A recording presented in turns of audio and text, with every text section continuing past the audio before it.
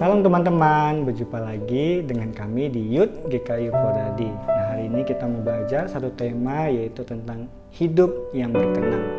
Nah, yang terdapat di Kisah Para Rasul pasal 13 ayat 22. Nah, teman-teman, mungkin kita bisa hidup berpura-pura di hadapan manusia, tetapi ketika di hadapan Tuhan, kita tidak bisa berpura-pura di dalam kehidupan kita. Nah, memang di dalam hidup yang benar di hadapan Tuhan itu tidaklah mudah, tetapi melalui kehidupan yang berkenan di hadapan Tuhan, tentu pasti Tuhan akan mempermudahkan. Nah, kita mau belajar satu tokoh, yaitu Daud. Dia adalah seorang raja Israel. Nah, walaupun dia seorang raja, tapi kita mau lihat bahwa dia begitu banyak sekali tekanan hidup di dalam kehidupannya, baik di luar maupun di dalam kehidupan dia. Nah, apa sih kesulitan-kesulitan yang dihadapkan oleh Daud? Yaitu pertama, kita lihat bahwa ketika dia sebelum menjadi seorang raja, dia dipandang sebelah mata oleh keluarganya, terlebih-lebih kepada ayahnya Isai. Isai memandang sebelah mata kepada Daud. Nah, lalu yang kedua, ketika ada konflik bangsa Israel dan dengan orang Filistin, ketika itu Daud dihadapkan oleh seorang Goliat yang begitu besar, tetapi Daud sangat berharap dan bersandar kepada Tuhan, dan kita tahu bahwa Daud menang di dalam peperangan itu. Lalu yang ketiga, ketika di dalam hidupnya kita tahu bahwa dia jatuh ke dalam dosa, yaitu dosa perzinahan.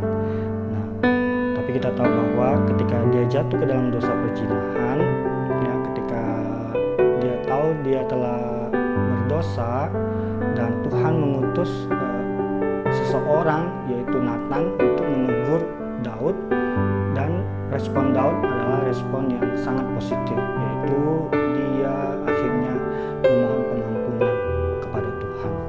Nah, setidaknya kita bisa pelajari ada 5 hal di dalam kehidupan Daud. Yang pertama adalah hidup yang berkenan di hadapan Tuhan, atau hidup yang mempunyai relasi yang sangat dekat dengan Tuhan. Nah, itu yang menjadi kunci untuk bagaimana hidup Daud, hidup yang sangat-sangat diperkenan oleh Tuhan. Lalu yang kedua adalah hidup yang berani untuk melawan ketidakbenaran. Ketika dia melawan Goliat, ya, Tuhan memberkati peperangan Daud dan Tuhan memberikan kemenangan. Lalu yang ketiga adalah hidup yang sabar. Ketika dia diproses untuk menjadi seorang raja, kita tahu bahwa ayahnya Isai memandang sebelah mata Daud, tetapi banyak hal proses yang dihadapkan oleh Daud, tetapi Daudlah yang dipilih oleh Tuhan untuk menjadi seorang raja. Lalu yang keempat adalah hidup yang bersyukur.